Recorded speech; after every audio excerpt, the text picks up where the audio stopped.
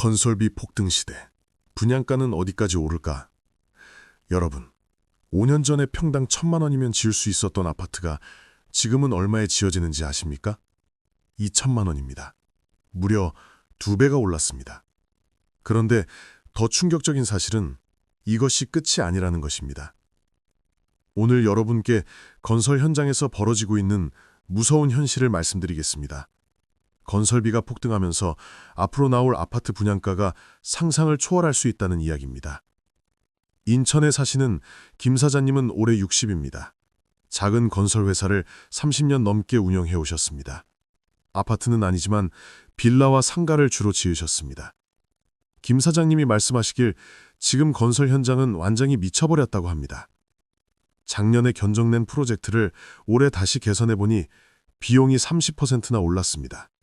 철근값이 올랐고 시멘트값이 올랐고 인건비가 올랐습니다. 무엇 하나 그대로인 것이 없습니다. 이렇게 단기간에 이렇게 많이 오른 것은 처음이라고 합니다. 김 사장님은 지금 진행 중인 공사를 어떻게든 마무리하고 나면 당분간 쉬어야겠다고 생각하고 계십니다.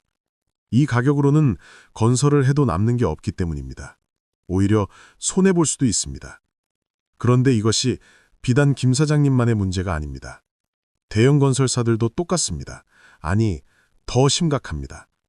강남에 사시는 박 부장님은 대형 건설사에서 35년을 일하다가 작년에 퇴직하셨습니다. 분양 업무를 담당하셨던 박 부장님은 요즘 건설업계 소식을 들을 때마다 놀란다고 합니다. 지금 건설사들이 멈춰섰다고 합니다. 새로운 사업을 시작하지 않는다고 합니다. 왜냐하면 계산이 안 나오기 때문입니다. 지금 분양가 상한제로 묶인 가격으로는 아파트를 지을 수가 없습니다. 지으면 지을수록 적자입니다. 박 부장님이 계산해본 결과 지금 서울에서 아파트를 짓는다면 평당 최소 2,500만 원은 들어간다고 합니다. 40평이면 1억입니다. 여기에 땅값, 금융비용, 마케팅 비용을 더하면 분양가는 적어도 평당 3,500만 원은 되어야 합니다. 하지만 분양가 상한제 때문에 그 가격을 받을 수 없습니다. 그래서 건설사들이 아예 사업을 시작하지 않는 것입니다. 공급이 멈춰버린 것입니다. 그렇다면 이 건설비는 왜 이렇게 폭등한 걸까요? 첫 번째 이유는 자재비입니다. 철근, 시멘트, 유리, 타일, 페인트, 건설에 들어가는 모든 자재가 올랐습니다. 국제 원자재 가격이 올랐고 환율도 올랐고 운송비도 올랐습니다. 삼중고입니다. 특히 철근은 심각합니다. 5년 전 톤당 60만 원이던 것이 지금은 120만 원입니다. 2배입니다. 아파트 한 채를 짓는 데 들어가는 철근이 수십 톤인데 이 비용이 2배가 되었으니 전체 공사비가 엄청나게 오를 수밖에 없습니다. 경기도에서 철강 유통업을 하시는 최 사장님이 이 상황을 실감하고 계십니다. 최 사장님은 30년 넘게 철근을 납품해 왔습니다. 요즘처럼 가격 변동이 심한 적은 처음이라고 합니다. 한 달 만에 가격이 10%씩 오르기도 합니다. 건설사가 주문을 넣을 때와 납품할 때의 가격이 다릅니다. 계약서에 써있는 가격으로는 납품할 수 없습니다. 건설사와 실랑이가 벌어집니다. 결국 건설사가 추가 비용을 떠안을 수밖에 없습니다. 두 번째 이유는 인건비입니다. 이것이 더 심각합니다. 건설 현장에서 일할 사람이 없습니다. 젊은 사람들이 건설 현장에 오지 않습니다. 힘들고 위험하고 미래가 불확실합니다. 다른 일자리가 많은데 굳이 건설 현장을 선택하지 않습니다. 그래서 현장 인력의 평균 연령이 점점 올라가고 있습니다. 50대, 60대가 주력입니다. 이분들도 점점 나이가 들어서 일을 그만두고 있습니다. 새로 들어오는 사람은 없고 나가는 사람만 많으니 인력 부족이 심각합니다. 인력이 부족하니 인건비가 오릅니다. 5년 전 일당 10만 원이던 것이 지금은 20만 원입니다. 기술이 있는 사람은 30만 원도 받습니다. 현장 소장급은 40만 원 이상입니다. 용인에서 건설 현장 관리를 하시는 한 소장님이 이 어려움을 토로하셨습니다. 한 소장님은 60세인데 요즘 인력 구하기가 하늘의 별 따기라고 합니다. 특히 기술자를 구하기가 어렵습니다. 배관, 전기, 타일, 목공 이런 기술이 필요한 일을 할 사람이 없습니다. 예전에는 전화 한 통이면 왔는데 지금은 아무리 불러도 안 옵니다. 한 소장님이 아는 타일 기술자는 지금 석 달 후까지 일감이 밀려 있습니다. 당장 급한 공사인데 기다릴 수가 없으니 조금 서툰 사람이라도 쓸 수밖에 없습니다. 그러면 품질이 떨어집니다. 나중에 하자가 생깁니다. 다시 고쳐야 합니다. 비용이 더 듭니다. 세 번째 이유는 안전 규제입니다. 이것도 비용을 올리는 큰 요인입니다. 최근 몇 년 사이 건설 현장의 안전 규제가 대폭 강화되었습니다. 안전사고가 계속 발생하면서 정부가 규제를 강화한 것입니다. 물론 안전은 중요합니다. 사람 목숨이 달린 일입니다. 하지만 안전 규제를 지키려면 비용이 많이 듭니다. 안전 장비를 갖춰야 하고 안전 인력을 배치해야 하고 안전 교육을 해야 합니다. 예전에는 발판 하나만 놓고 작업했는데 지금은 2중, 3중으로 안전망을 설치해야 합니다. 작업 시간도 늘어납니다. 효율은 떨어지고 비용은 올라갑니다. 부산에서 안전관리 컨설팅을 하시는 윤 대리님이 이 변화를 설명해 주셨습니다. 윤 대리님은 40대인데 건설 현장의 안전 기준이 완전히 달라졌다고 합니다. 5년 전만 해도 안전관리자가 1명이면 됐는데 지금은 현장 규모에 따라 서너 명이 필요합니다. 이 사람들의 인건비만 해도 한 달에 수천만 원입니다. 1년이면 수억 원입니다. 안전장비 구입 비용도 만만치 않습니다. 안전모, 안전화, 안전벨트, 추락 방지망 이런 것들이 다 돈입니다. 현장 인력 100명이면 수억 원이 들어갑니다. 윤 대리님은 안전이 중요하다는 것을 잘 압니다. 하지만 이 모든 비용이 결국 분양가에 반영될 수밖에 없다는 것도 현실이라고 합니다. 네 번째 이유는 환경 규제입니다. 요즘 건설 현장은 예전처럼 소음을 내면 안 됩니다. 먼지를 일으켜도 안 됩니다. 주민들의 민원이 빗발칩니다. 공사 시간도 제한됩니다. 그래서 방음벽을 설치하고 먼지 역제 시설을 설치하고 폐기물 처리 시스템을 갖춰야 합니다. 예전에는 그냥 부수고 버리면 됐는데 지금은 분리수거해서 재활용해야 합니다. 시간도 비용도 배로 듭니다. 서울에서 건설 폐기물 처리업을 하시는 정 사장님이 이 부분을 잘 아십니다.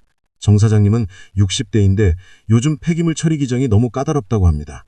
예전에는 건설 폐기물을 한꺼번에 매립장에 버렸습니다. 간단했습니다. 하지만 지금은 콘크리트, 철근, 목재, 플라스틱 모두 분리해야 합니다. 분리하는 인건비가 많이 듭니다. 운반 비용도 여러 번 나갑니다. 정 사장님 회사의 폐기물 처리 단가가 5년 전보다 2배 올랐습니다. 건설사 입장에서는 이것도 다 비용입니다. 아파트 한 단지를 지으면 폐기물 처리 비용만 수십억 원입니다. 다섯 번째 이유는 금융비용입니다. 금리가 올랐습니다. 건설사는 프로젝트를 시작할 때 은행에서 돈을 빌립니다. 땅을 사고 설계하고 공사를 시작하는 데 필요한 돈입니다. 이 돈에 대한 이자를 내야 합니다. 금리가 낮았을 때는 이자 부담이 적었습니다. 하지만 최근 몇 년 금리가 급격히 올랐습니다. 이자 부담이 엄청나게 커졌습니다. 아파트 한 단지를 짓는데 보통 2, 3년 걸립니다. 이 기간 동안 계속 이자가 나갑니다. 금리가 1%만 올라도 수십억 원의 이자 비용이 추가됩니다. 이것도 결국 분양가에 반영됩니다. 수원에 있는 중형건설사 기획팀장 이 부장님이 이 문제를 설명해 주셨습니다. 이 부장님은 50대인데 금융비용 때문에 회사가 힘들다고 합니다. 5년 전에 시작한 프로젝트는 금리가 2%대였습니다. 하지만 지금 하는 프로젝트는 금리가 4% 이상입니다. 2배 넘게 올랐습니다.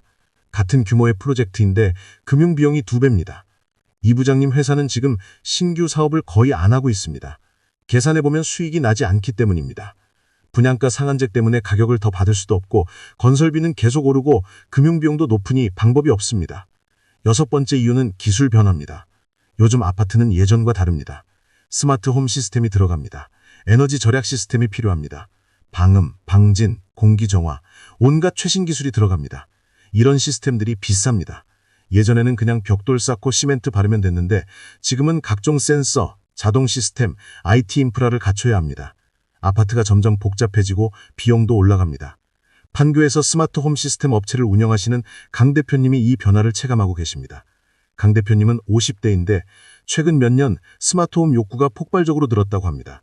예전에는 간단한 도어락, 가스 차단기 정도였습니다. 하지만 지금은 완전히 다릅니다. 조명, 냉난방, 환기, 보안, 에너지 관리 모두 스마트 시스템으로 연결됩니다. 가구당 설치 비용이 500만 원에서 1000만 원 정도 됩니다. 1000가구 단지면 시스템 설치 비용이 100억 원입니다. 예전에는 없던 비용입니다. 이것도 결국 분양가에 포함됩니다. 그렇다면 이 모든 비용 증가는 분양가에 어떻게 반영될까요?